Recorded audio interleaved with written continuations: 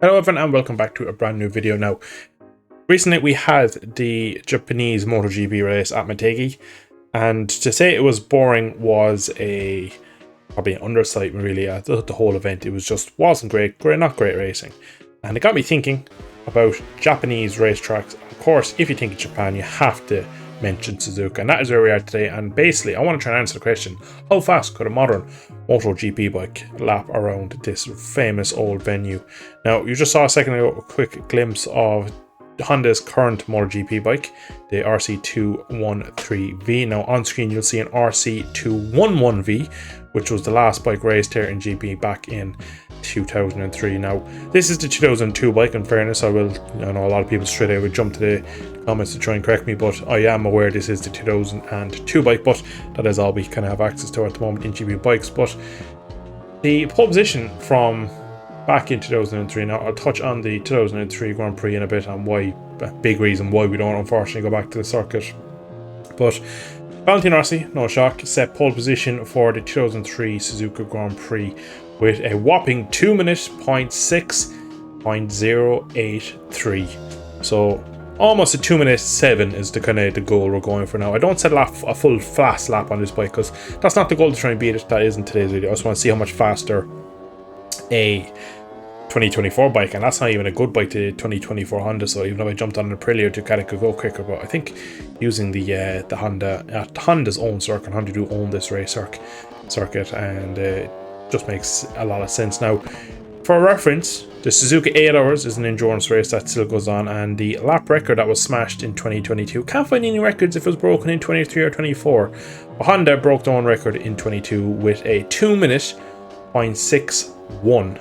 That's about 1.7 faster. Now, that mightn't seem a lot in 19 years when that record was set, but you need to remember, endurance bikes are not the most, we'll say, designed for outright speed. They're designed not to blow up. They're designed to be easier to ride and to have somewhat comfort, so you can do long stints on them. Of course, the Suzuka 8 Hours usually get up, if you get from the start to the finish and complete, you do over 220 laps of the circuit. And as we just saw there, it's a 2.5 lap, so the bike is under savage load. So of course there is a bit more performance in there if you had, we'll say, a full World Superbike spec go there. But over the 19 years, the endurance racing is about almost 2 seconds quicker over one lap. Now you see here we jump to the current Luca Mini's RC213V, which is probably one of the worst bikes on the grid currently, but in terms of an actual race bike, it's absolutely rapid. Now, one of the big reasons, unfortunately, we'll never leave Motegi, come back to Suzuka. Motegi, another track owned by Honda. Quite ironic that Japan is dominated by the HRC corporation. So the big reason we won't come back is what happened in 2003, and unfortunately we did lose a rider in the 2003 race. Dejaro Kato crashed into the final chicane and unfortunately did succumb to his injuries. Now, there is a lot of question marks that day whether, if he had better treatment on the side of the track, would he have survived his initial injuries. But as soon as it happened, really, unfortunately, that was kind of it for Suzuka on the calendar. It was off the calendar for 04, and from there on it's always been kind of deemed as a track that's not safe. Unfortunately, we lost Jules Bianchi here as well in Formula 1 about 10 years ago. I think that was 2014 that happened.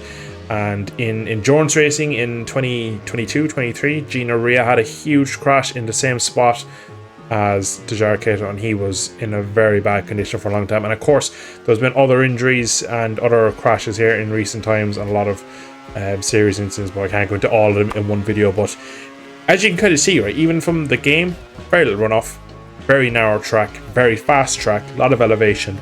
It's a track that wouldn't get built today, put it that way. It's a very classical track. You can see at any point in the racetrack, you're not too far from a barrier, a bit of Armco or something, so it has a bit of, it gives old-fashioned dangerous character. Even here, if you have a moment, you're not far from a wall. So it really is a dangerous racetrack, and it is unfortunate because some of the more amazing tracks in the world end up being these racetracks that, as time passes on and equipment gets better, bikes get faster, cars get faster, the question of is it safe anymore gets drawn into the question. And well, unfortunately, with the passing and the death of Dejaro Kato, GP will never take a chance in it. And it's one of these racetracks. It is what it is at this point. It's kind of has a bit of a figure eight to it because of the overlapping. We're about to go under the bridge here in a second. That in about 35 seconds we'll be coming back across, coming into 130R. So it's not a track that you can dig out and push back and make room to extend grandstands and braking zones and just kind of have more runoff. So unfortunately, we're probably not ever going to see GP. Definitely, I don't think World Superbikes will ever go here. I think the most we're ever going to see for now is going to be World Endurance, which is a real sad sight in a way, but it's still, I suppose, good. We have some world level championship going here for the two-wheel action, but it's just one of those historic tracks. Everybody knows Suzuka that knows anything about motorsport or any sort of racing, and it's just one of those fan favorites. It's so nice to drive, it's so nice to race. Of course, Formula 1 still go here, but it's still even a bit sketchy for them because, again, you don't need to go far before you're very close to barrier. Even in the mid 2000s, there was a huge crash in the 130R, and Scottish driver, his name has slipped my mind right now, but he was in a very, very bad way after that as well.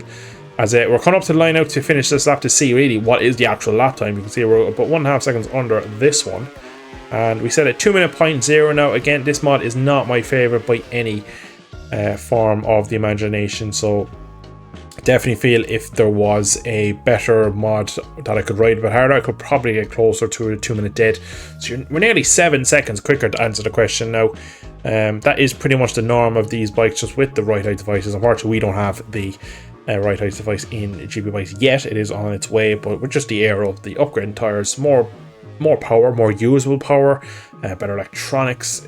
The early 2000s GP bikes, especially when we went to the 4-strokes, they were amazing. They drifted around, they were beautiful, they were a fabulous bike, but they weren't as probably technical as maybe 10 years later when the software and everything caught up and they became very much electronic based, and they were much changed, and then the bikes really changed, and then it's kind of slowly morphed into what we have now. But it's kind of it for today's video. I just wanted to make this video to see what the lap time difference was, because again, it's a 2-minute lap, so I was thinking 3, maybe 4 seconds. 7 seconds to me is well, it's like 6 seconds really, but it was it's a massive jump forward in time. And of course, over time things get faster, but I didn't think it'd be that much. And again, I still think there's more time in there if I really pushed. It's just this mod isn't particularly my favorite now. It's just a shame though, because we have to go to Metegi, and it's just a track that really, for me, just doesn't really fit that well. It doesn't flow. It doesn't fit my feng shui as well. He doesn't even know what that means. What I'm trying to say, it just really doesn't sit well. And I just feel like it's just very boxed in. It just is a bit of a car park. I don't particularly like it. I can't remember last good race there that was in the dry. We've had a couple of good wet races over the last 5, 6, 7 years, but you don't want to be probably going back to the end of the 800 era, probably maybe then to think of a good race. It's just not a great racetrack, and I think Japan is such an integral part of MotoGP. It's a shame that we don't have Suzuka on the calendar, but of course, for obvious reasons, I am aware of the reasons why we'll never go back here. But it's just an interesting thought to see what Suzuka on a modern day GP bike would be like. But I'm gonna leave it there for today's video. Hope you have enjoyed. If you did, drop a like, subscribe, all that good stuff. I should catch you in a future MotoGP video on GP bikes. Thanks for watching. See you in the next one. Slán go fóill.